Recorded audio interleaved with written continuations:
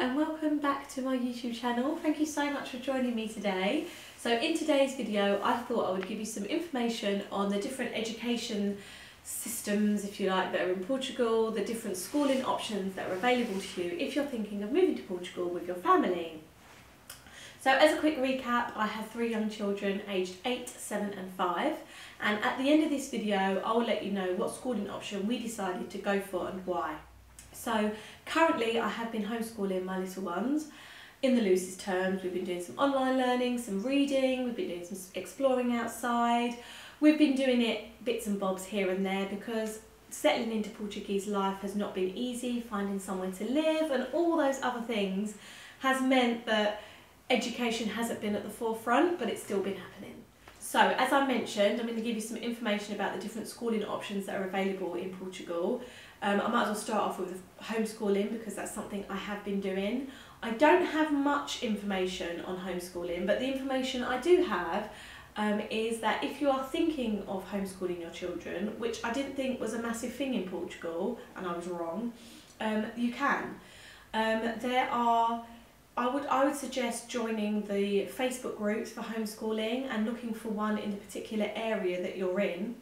So for example, if you're in Cascais or even Lisbon, because if they are doing meetups or they're going on like trips to different institutions such as museums and places like that, you've got a good chance of meeting up with them and going as well, and your children meeting up together, socialising, that kind of thing.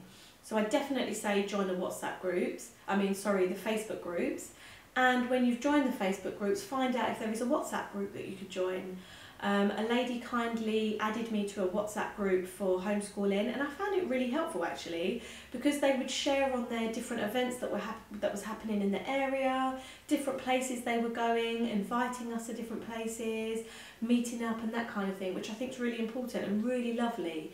So if you are thinking of homeschooling, that is a thing out here, and there are different people you can meet up with to do that. So have a look at Facebook for that one. And then you have the public schooling option. So with public schooling, obviously public schooling here in Portugal is free. You have a lot of locals that do use the public schools, and you get a great level of education at the public schools. I have heard that it's a great way for the younger children to integrate into Portuguese society and to pick up the language. So if you've got like primary age children, I think Portuguese public school is a really good option to look at because, as I said, not only are they immersed in this community around them, but they're also very likely to pick up the language, which is fantastic, but also can be quite difficult if you yourself do not speak Portuguese or your children don't, because there is a high chance that the teachers and the adults around probably don't speak a lot of English, so communication might be quite difficult. But I'd say that is a barrier, but I'd also say once the children are in, they'd pick up the language very quickly, and they could be your they could be your translator. So it's a great option to think about. And then you've got private schools. So private Portuguese schools are another great option. They are cheaper than international schools. The costs vary for private schools, and I think that depends on where they are, what they've got to offer and that kind of thing. There's a uniform that you wear when you go to a Portuguese private school, and you've got a high chance of a lot of Portuguese people that will be using the Portuguese private school as well. They send their children there as well.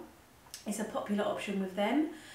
So you've got a great chance of your children picking up the language and integrating into Portuguese society. So I think it's a lovely way for the children to get involved, and it's a lovely schooling option if you're thinking of private Portuguese schools.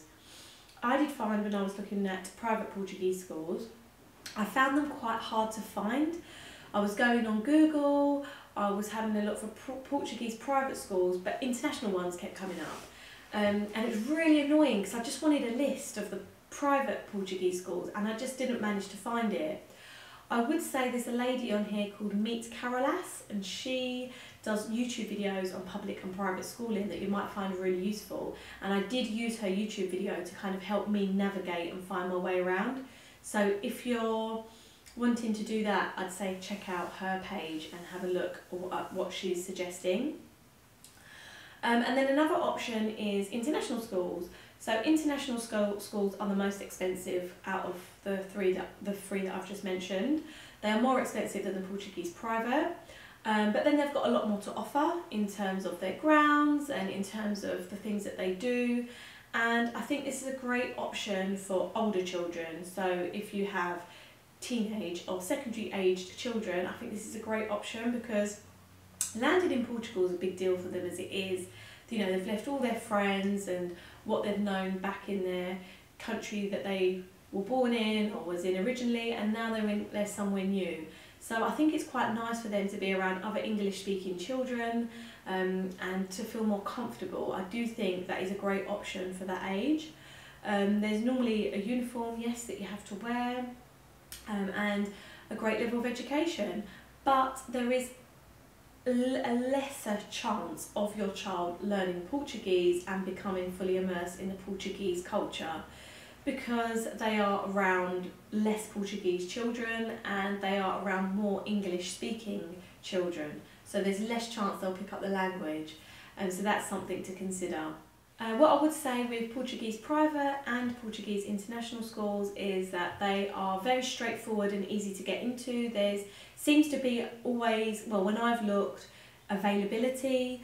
Availability is not an issue. You can start the next day in a lot of them. So that is really, really great if you are landing and you want to get your children into a school. It just feels really straightforward. A lot of them you can go and visit. Some of them you can't because of COVID.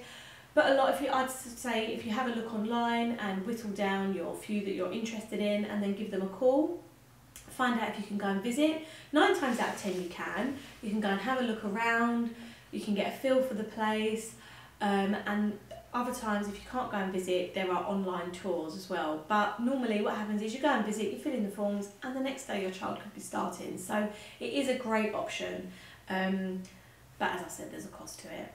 So they are the different options of schooling in Portugal, and as I said at the end I'd let you know where we decided to send our children. Well, actually we decided to do a bit of both. So my 5-year-old son is not quite ready for school, a public school, which is where we would send him because of his age. He would be perfect to start in public school, but for now we've put him into a Portuguese private school until he turns 6, and then he'll be joining a public school. So with him, it was very straightforward. We just went in, we had a visit, we filled in the paperwork, and he was able to start the next day. So it's very straightforward. He's really enjoying it. He's picking up Portuguese words here and there, and so far I'm really liking the experience of a Portuguese private school. And then my other 2 children, who are aged 8 and 7, we did think initially we'd put them into Portuguese private school. We did think we'd put them into international school. We visited those, we visited both, and then we decided, no, actually, we're going to go for public school. So we went for a public school for our children. And it wasn't an easy decision. It was actually a really difficult decision to make. We wanted to make sure that our children were happy and that our children felt comfortable and okay with this option.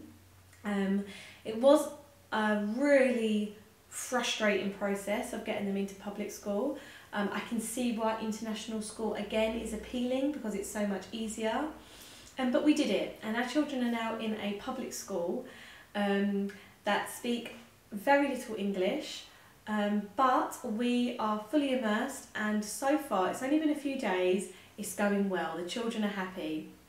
Now, we've always said if the children really hate it or are unhappy and it's not for them, then that's absolutely fine. We take them out and put them into a private Portuguese school or international school. But for now, the option of public school is what we've gone for, and so far we think it's the best choice for our children.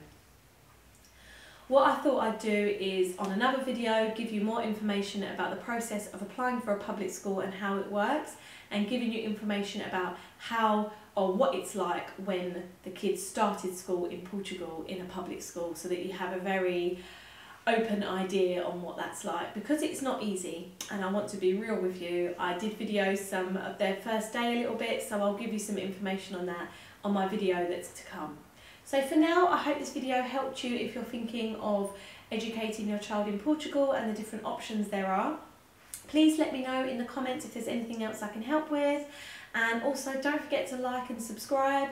I really appreciate your support, and I'll be back next week with another video on something to do with Portugal that's going to help you when you move here. Thanks for watching. Bye. Ciao.